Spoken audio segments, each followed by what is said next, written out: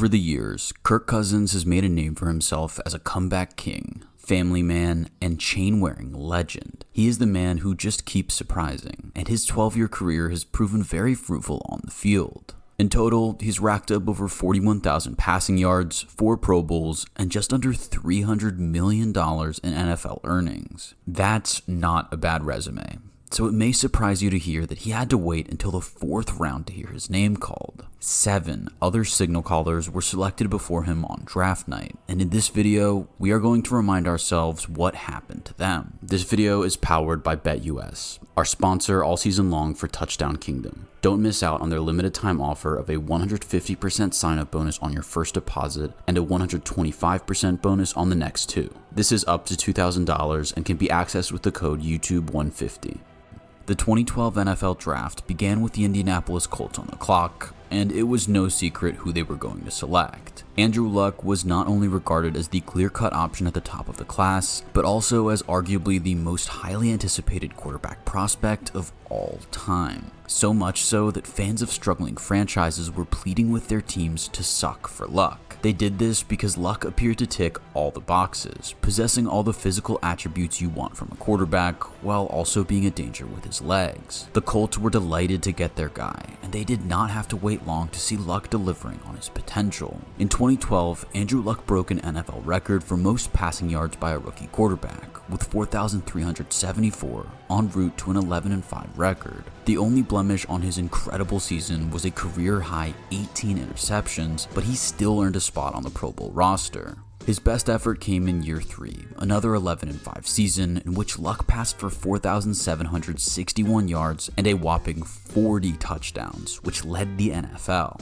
The Colts had clearly picked the right guy based on talent alone, but an unfortunate trend of injuries began to overshadow his on-field efforts. He missed all of the 2017 season with a shoulder injury that had plagued him 1 year earlier, and despite winning Comeback Player of the Year in 2018, that campaign would prove to be his last. Just 2 weeks before the 2019 season, Luck shocked everyone by announcing his retirement, emotionally telling the media that he had been stuck in a brutal process that had sucked the joy out of the game and not allowed him to live the life he wants to live.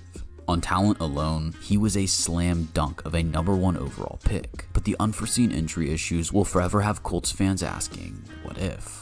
The second quarterback taken in 2012 arrived just 1 pick after Andrew Luck, with Washington trading up with St. Louis to take Griffin III. RG3, as he is commonly known, was another no-brainer pick, fresh off a remarkable Heisman Trophy winning season in which he had passed for over 4,000 yards and 37 touchdowns, along with 699 yards and 10 more touchdowns on the ground. Griffin was a thrilling dual-threat prospect, and his transition to the NFL was nothing short of electric. As a rookie, he threw for over 3,200 yards, 20 touchdowns, and only 5 interceptions, while adding 815 rushing yards and 7 more touchdowns on the ground. In doing so, he led Washington to its first winning season in 5 years and was awarded the Offensive Rookie of the Year award for his efforts. He beat Andrew Luck to the prestigious prize by 29 votes to 11. Unfortunately, an ACL tear at the end of that rookie campaign kickstarted a continuous trend of injuries for Griffin, with the injury lingering all throughout his sophomore campaign and leading to him being benched with 3 games to go. He then dislocated his left ankle in 2014 before suffering a concussion during the preseason of the 2015 campaign. That concussion opened the door for Kirk Cousins to take over the starting role, having also been drafted by Washington in 2012. Once Washington had turned to Cousins, there was no way back for Griffin. He tried and failed to catch on in both Cleveland and Baltimore, before ultimately hanging up the boots and embarking on a successful media career. The 3rd quarterback taken in the top 10 was Ryan Tannehill, who went 7th overall to the Miami Dolphins. Out of all of the quarterbacks taken in 2012, Tannehill had the most unusual journey, starting off his career at Texas A&M as a wide receiver. After redshirting in 2007, Tannehill thrived as a wide receiver, bringing in 55 receptions for 844 yards and 5 touchdowns in 2008. He competed for the starting quarterback role prior to the 2009 campaign, but was unsuccessful, leading to another 609 yards and 4 touchdowns as a receiver. At the midway point of the 2010 season, though, he finally got his chance, setting a new school record with 449 passing yards in a 45-27 victory over Texas Tech. After finishing the rest of the season strong, Tannehill played out his first full season as the starting quarterback for the Aggies in 2011, producing 3,744 yards, 29 touchdowns, and 15 interceptions, along with 306 yards and 4 touchdowns as a rusher. Despite having an incredibly small sample size, the Miami Dolphins were enamored by his unique skill set, choosing to make him the face of their franchise with the 7th overall pick in 2012. He repaid them by consistently turning out good yardage across his first 5 seasons, but he never quite did enough to convince them that he was a true long-term starter, with the team only managing 1 winning season with him under center. Injuries became a problem throughout the latter stages of his Miami tenure, including an entire season missed in 2017. This led to him being traded to the Tennessee Titans, where he bounced back in style, winning the Comeback Player of the Year award in 2019. In doing so, he helped propel the Titans to an 11-5 record and a playoff run that ended in the AFC Championship game. For his efforts, he was awarded a 4-year, $118 million extension that kept him in Tennessee for 3 more productive years and 2 more playoff berths. However, his play began to decline and injuries began to stack up again, leading the Titans to look to the draft to replace him in both 2022 and 2023, which was the year he ultimately left the team. As of the midway point of the 2024 season, Tannehill is still unsigned. The 4th quarterback of the 2012 NFL Draft was selected by the Cleveland Browns, with Brandon Weeden hearing his name called at pick 22. He was an unusual selection, becoming the oldest player to ever be taken in the first round at 28 years old, due to already having played professional baseball before switching to football. Despite shining for the Oklahoma State Cowboys, Weeden struggled to adjust to the NFL.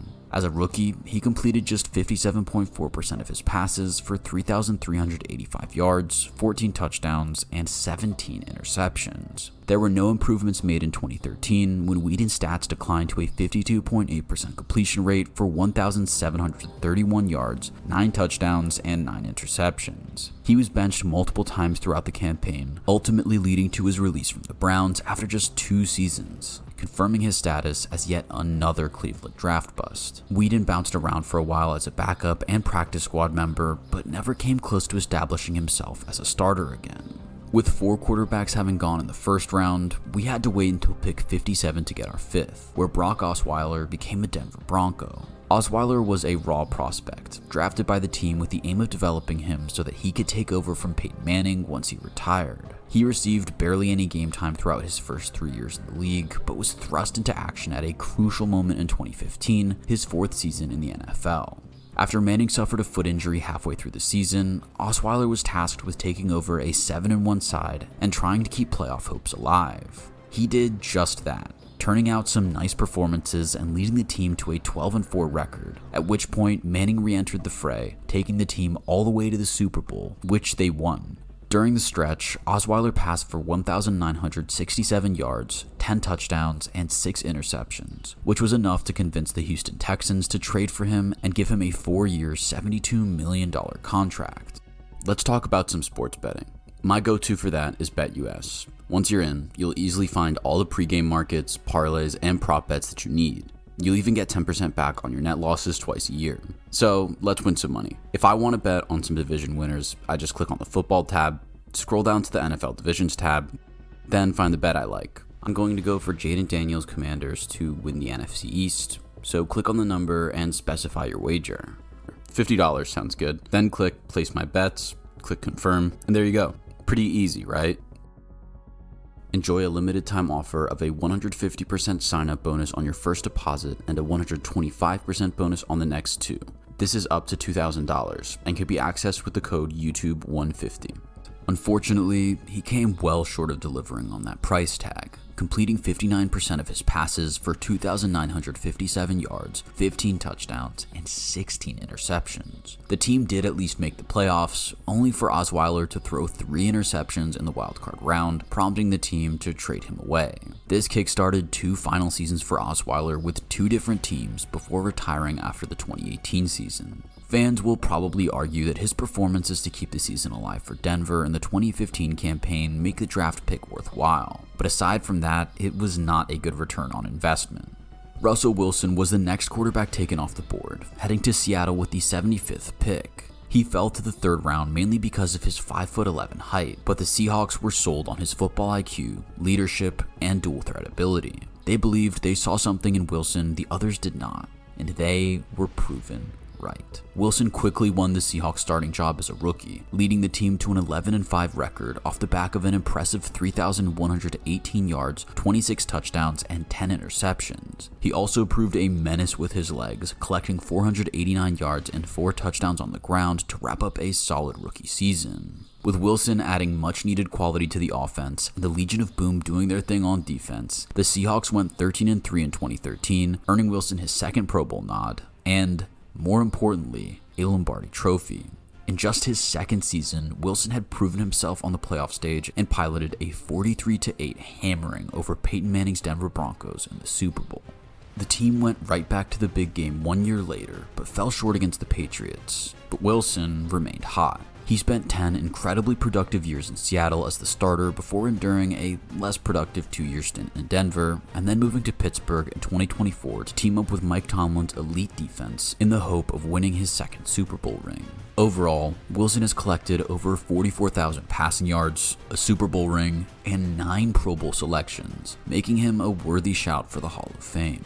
The final quarterback taken before Kirk Cousins was Nick Foles, who became a Philadelphia Eagle at pick 88. Foles has undoubtedly had one of the most unique and remarkable careers in NFL history, defined by many troughs and one insane peak. A frustrating rookie year in which he started just 6 games was followed by a fantastic sophomore campaign in which Chip Kelly helped him complete 64% of his passes for 2,891 yards, 27 touchdowns, and 2 interceptions. However, relentless injuries meant that he never started more than 10 games over his first 3 years in Philadelphia, which encouraged the Eagles to trade him to the St. Louis Rams. In a shocking turn of events though, he would be back just a few years later. In 2017, after 2 frustrating years as a backup with the Rams and Chiefs, Foles rejoined the Eagles to back up Carson Wentz. The Eagles started the season red hot, extending to an 11-12 record. However, this is when disaster struck, and Carson Wentz was ruled out for the remainder of the year with a torn ACL. It appeared as if the Eagles' season was over, with very few giving the team hope with Foles under center. Remarkably though, the team barely missed a step with a new quarterback calling the shots, making the playoffs with a 13-3 record, and going all the way to the Super Bowl.